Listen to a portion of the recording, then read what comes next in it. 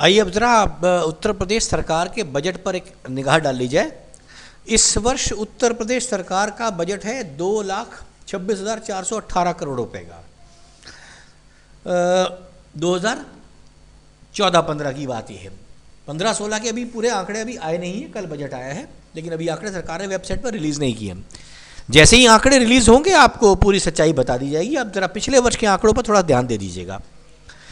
हमारे पास 2,26,418 करोड़ रुपए की सरकार की इनकम बताई गई है, जिसमें राजस्व प्राप्ति है 1,33,581 करोड़ और अनुदान माने सब्सिडी जो इसको केंद्र सरकार से मिली है वो मिली है 48,685 करोड़ रुपया। फिर इस सरकार ने ऋण लिया है और वो लिया है 43,662 करोड़ रुपए का। हैरानी की बात है, इतना ऋण प्राप्त करने के बाद सरकार के अपने आंकड़ों में एक नया मद दिया है जिसका नाम है कर्ज प्राप्ति। कर्ज लिया 490 करोड़ रुपया। कर्ज को अलग दिखाया है, ऋण को अलग दिखाया है उनको। अब आप टोटल प्राप्तियों पर जरा ध्यान दें। 58% हमारे पास सरकार की खुद की इनकम है, 21% अनुदान की प्राप्ति है, 19% लोन लिया है और 2% नया कर्जा लिया है। आप स्वयं अंदाज़ा लगा सकते हैं, यदि 100 रुपये का उत्तर प्रदेश सरकार खर्चा करती है तो उसमें से 42 रुपया अभी वो अनुदान, ऋण और कर्ज पर निर्भर करती है।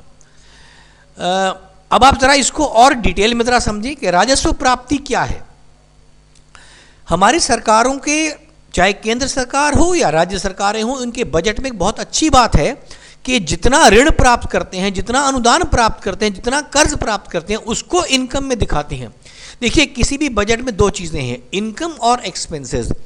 तो ये सरकारें बड़ी चालाकी से जितना भी अनुदान प्राप्त करती हैं, ऋण प्राप्त करती हैं, कर्जा प्राप्त करती हैं, उसको इनकम में दिखा देती हैं। नीचे एक गोले के द्वारा आपको दिखाया गया, यदि सरकार 100 रुपये का इनकम प्राप्त करती है, उसमें 21 रुपया सब्सिडी का है, 19 रुपया लोन का है, 2 रुपया कर्जे का है और जो टैक्स है 58%, उसमें से भी 44% तो है टैक्स रेवेन्यू है और 14% डिसइन्वेस्टमेंट का है। जब ये प्राप्तियां दिखाते हैं तो दो प्रकार की प्राप्तियां हैं। एक है राजस्व प्राप्ति जो कि टैक्स रेवेन्यू होता है, दूसरा है पूंजीगत प्राप्ति जिसको डिसइन्वेस्टमेंट से प्राप्त किया जाता है।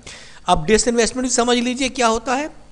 सरकार अपनी उपक्रमों को कौड़ियों के भाव बेच दे, उसका नाम डिसइन्वेस्टमेंट है। चाहे अपनी ज़मीन बेचे, अपनी इंडस्ट्री बेचे, कुछ भी सामान अपना बेचे, उसको हम लोग डिसइन्वेस्टमेंट कहते हैं।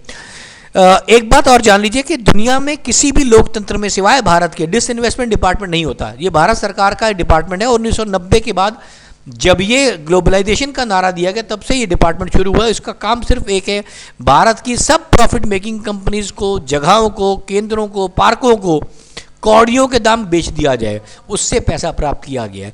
माने 100 रुपये में कुल 44 रुपया सरकार की कुल आय है, बाकी 56 रुपया विभिन्न प्रकार की सब्सिडी, लोन, डेट और डिसइन्वेस्टमेंट से प्राप्त किया गया है।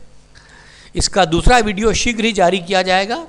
अगले 2-3 दिनों में भारत सरकार का बजट आएगा, उस समय भारत सरकार के बजट के द्वारा भी आपको बताया जाएगा कि उस बजट की सच्चाइयाँ क्या हैं। इसको देखने के लिए धन्यवाद। और जैसे ही यूपी सरकार अपने नए आंकड़े घोषित कर देगी, उसका नया बजट आपके सामने प्रस्तुत कर दिया जाएगा। धन्यवाद।